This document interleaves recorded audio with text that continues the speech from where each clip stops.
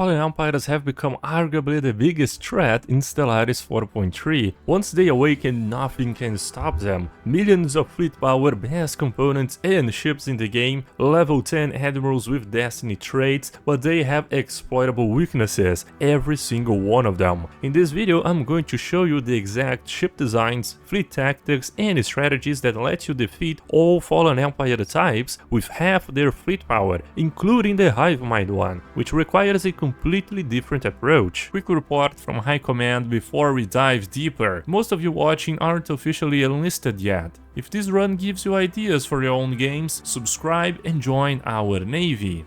So as Sun Tzu once said, start by understanding your enemy. We need to strike them before they awaken. If they are gone, they can't wake up, right? So let's figure out how to defeat all of them very quickly. All Fallen Empires, when at war, will charge straight at your systems. They ignore close borders, they can use every wormhole and gateway in the galaxy, so check if you have any in your territory and they will beeline for your planets without hesitation. The good news is that while they're still fallen and not awakened, they won't claim your systems and conquer your planets. You'll keep playing even if you lose your ships. The bad news is that turtling behind choke points will keep you alive, but it won't win you anything, because eventually they will wake up. Also, we want their worlds, their technologies and their resources, so we are going fully aggressive. Regular Fallen Empires, excluding the Hive-Mind, which we'll cover separately, have more shields than armor. They run tier 6 shields and tier 5 armor, so shields are the strongest layer. Finding them in a pulsar system is advantageous, but not always possible. They have excellent hardening across the board. Every ship carries either shield or armor hardening, auxiliary components plus maximum tier defensive components. This means bypass weapons like Focused Arc Emitters are severely weakened against them, so keep that in mind. Their escorts have 70 to 80% evasion, their battle cruisers sit around 15 to 25% evasion, so we can reliably hit the battle cruisers, but the escorts are a problem if they close range. They also have very high disengagement chance, which perhaps is their biggest advantage. You might win a battle on paper, but only destroy a handful of ships. The rest disengage and rejoin the fleet. This means you need to kill ships outright, dropping them from above 50% hull to 0 in a single volley, rather than chipping them down over time. Now regarding their planets, they have massive armies and most of the time is a planetary shield generator. To counter that, you're going to basically outnumber them, so never stop building armies whenever you have minerals to spare. I usually don't find this too much of a problem though. To make your micromanagement easier, you can click on a starbase and hold control to build 5 armies instantly, divided across all of your planets in that sector. So keep spamming those armies, eventually you're gonna have more numbers than they do. Now talking about their leaders and titans, Fallen Empire admirals are always level 10 with destiny traits that dramatically affect battle outcomes, so before engaging, always check the enemy admiral's traits if you can. Here are some quick strategies to countering them. Shield of the Empire, it gives massive evasion and fire rate bonuses in friendly systems. Fighting them in their territory is extremely dangerous. The counter is simple, just don't. Fight them in your systems or neutral space, they will come to you. Fallen Empires can't resist charging. If they don't come, just lure them by sending a weak fleet close to their borders and keeping your strongest ones close. Once they attack the weakling, you surprise them with the big fleet. Master Gunner, it gives increased weapon range and accuracy. The counter, engage at your maximum range, not theirs, so you wait in a hyperlane and jump in when they are approaching, so your ships exit the hyperspace at artillery range. Whoever fires first has a significant advantage, but you can fire at the same time, not delayed with this strat. If you have a Master Gunner of your own, then it's the perfect counter. Guerrilla Tactician,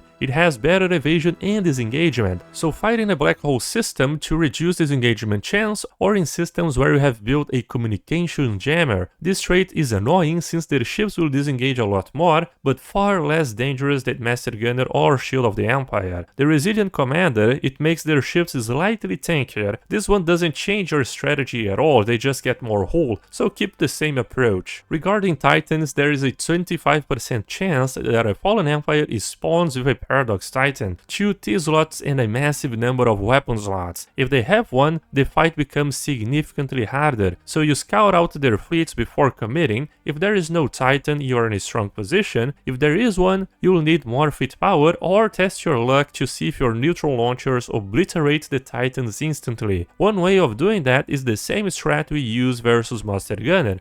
Stay in a nearby system and go in artillery range. This way, their Titan beams will fire at the same range of your Neutron Launchers, which might instantly destroy the Titan before it can even fire. Now, before winning the fleet, let's eliminate what fails. Cloaked ships. I mean, Fallen Empires, they have perfect detection. Your cloaked frigates can't sneak in. Even catching them in open space, their point defense and hardening make frigates useless. You take massive casualties for basically nothing. Bypass weapons, focused arc emitters, missiles, torpedoes, they are all severely weakened by the hardening. The damage that does get through isn't enough to cover the survivability, and the low hull damage will just make them disengage a lot more. The low damage per shot weapons like Strikecraft, while this makes the Fallen Empire ships disengage, not die, so we need to burst them from above 50% hull to 0 in one volley to bypass the disengagement ideally, so low damage per shot lets them escape and rejoin. Kiting. Fallen Empires have dark matter thrusters. If you're watching this guide, you probably don't have access to those yet, so their ships are a lot faster than yours. After burner-dependent strategies and weapons that rely on maintaining distance, like missiles and Strikecraft, they suffer from this speed disadvantage. So after eliminating everything that doesn't work, one strategy remains. Hit them hard at long range with conventional high damage weapons. So if you have watched our previous fleet meta videos, you already know the answer. Neutron Cruisers or Harbingers if you're playing bioships. The design is 1 Kinetic Artillery, 2 Neutron Launchers, 1 autocannon, plus 3 plasma throwers in the small slots, 3 auxiliary fire control, and the artillery combat computer. For bioships, use this Harbinger design paired with some kinetic stingers, both with artillery combat computer, so you grab 1 stingers for every 5 Harbingers. That is the perfect ratio. Now why this works against the Fallen Empires specifically?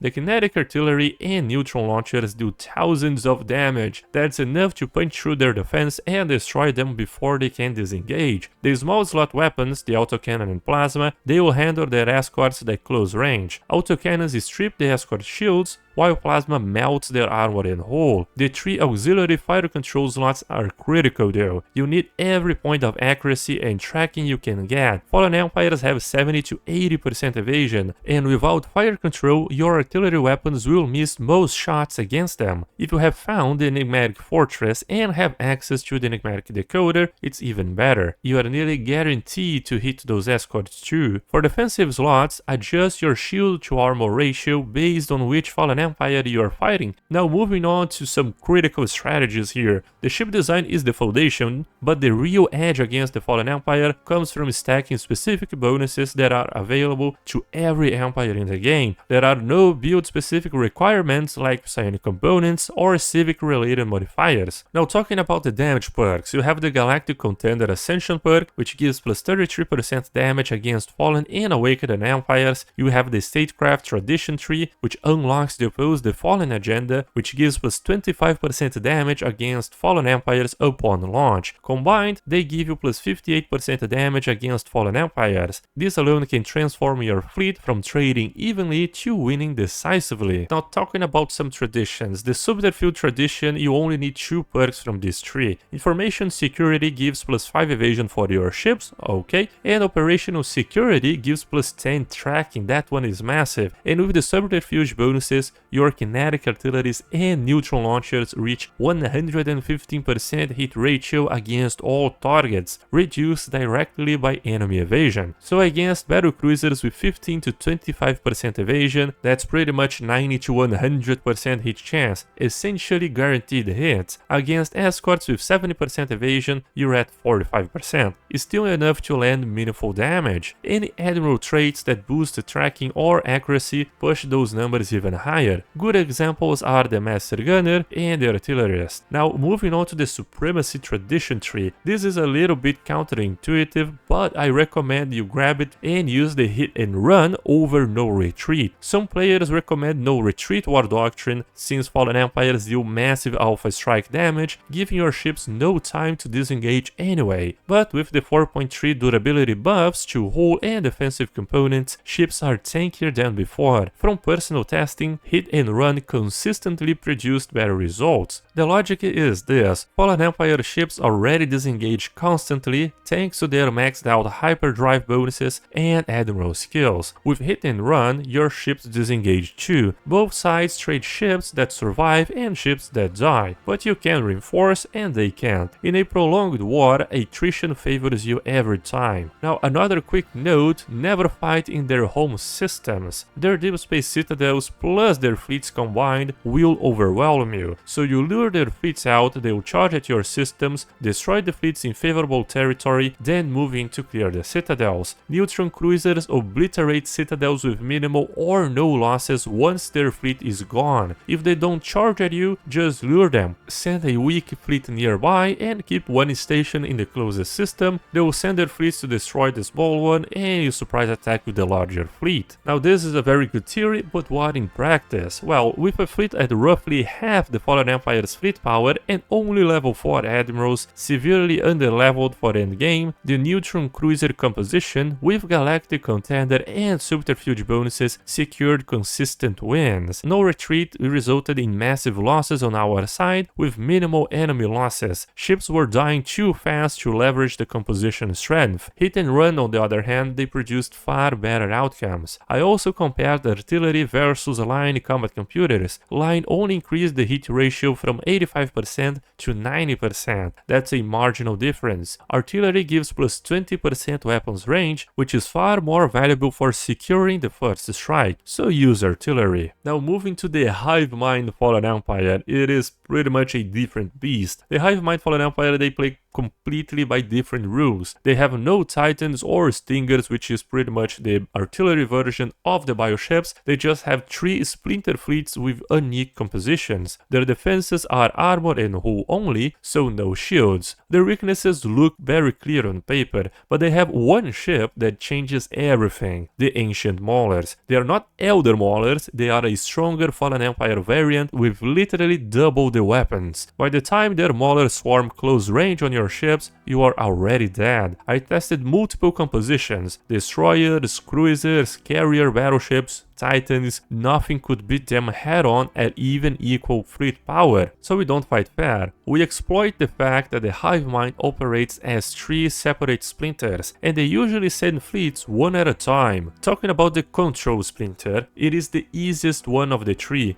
only weavers, so you can bring battleships with taken lances or just retrofit your Neutron Cruisers. Swap the Kinetic Artillery for plasma throwers since they have no shields. It's a clean win with no surprise. Now the Growth Splinter brings mainly Harbingers with some Weavers. Their Strikecraft and Neutron Launchers are very dangerous, but they are very vulnerable up close. The best approach is picket corvettes for a close range ambush. Your point defenses destroy their Strikecraft, your energy weapons melt their armor. This requires scouting their fleet position and catch them through a hyperlane though, which is not always easy. If you can't set up the ambush or don't have alloys to spare for a dedicated corvette fleet, retrofit your cruisers again. Swap to heavier shield loadout. Their Neutron Launchers weapons are terrible against shields. I tested this out with a cruiser fleet at 2.3 times less fleet power than theirs. They lost 9 vessels out of 38, we lost 8 out of 70, and we reinforce, they don't. Now the War Splinter, oh boy, it is essentially impossible to beat at lower fleet power in a single engagement. Even at 1.5 times their fleet power, I couldn't win with any mechanical design, so we fight a war of attrition. Retrofit your cruisers to heavy armor. The Maulers deal primarily damage through their pinchy boys, so they ignore shields, and you can stack afterburners. You're not trying to win the engagement, you're trying to trade their ships for yours efficiently. With 200k of cruisers against 280k of maulers, nearly equal trades, but we can rebuild our cruisers, they never rebuild those maulers. After 2 engagements of similar attrition, the third fight is pretty much decisively in your favor. The mauler count is low enough that your cruisers can overwhelm them. 3 engagements total to break the war splinter. Keep in mind that this is all using the hit and run tactics. You ideally want to have that disengagement chance so you do not lose a lot of ships in every engagement. Now, everything in this guide works against Fallen Empires specifically. When a Fallen Empire awakens, the rules change dramatically. An awakened empire can claim systems, conquer planets, rebuild fleets, and receive additional modifiers bonuses on top of their already powerful ships. The exploitable weaknesses we have been leveraging, their inability to reinforce, their inability to occupy territory, and their predictable charging behavior, they all disappear. So with the strategies in this video, you can destroy every Fallen Empire before any of them awaken. You don't need massive repeatable technologies, you don't need psionic components or dark matter tech, you don't even need titans or juggernauts. Everything in this guide pretty much uses cruisers. The window exists, so use it. Once they awaken, the fight becomes exponentially harder. Beat them while they're still sleeping, which is before the endgame. Once the endgame reaches and you destroy any of their fallen empires, well, the other ones will probably awaken. So yeah, you gotta do this fast. Now just a complete strategy summary for you, Commander. The ship design is Neutron Cruisers, as we all know, 3 auxiliary fire control artillery combat computer, and adjust the shield and armor ratio per Fallen Empire type. The required perks are Galactic Contender,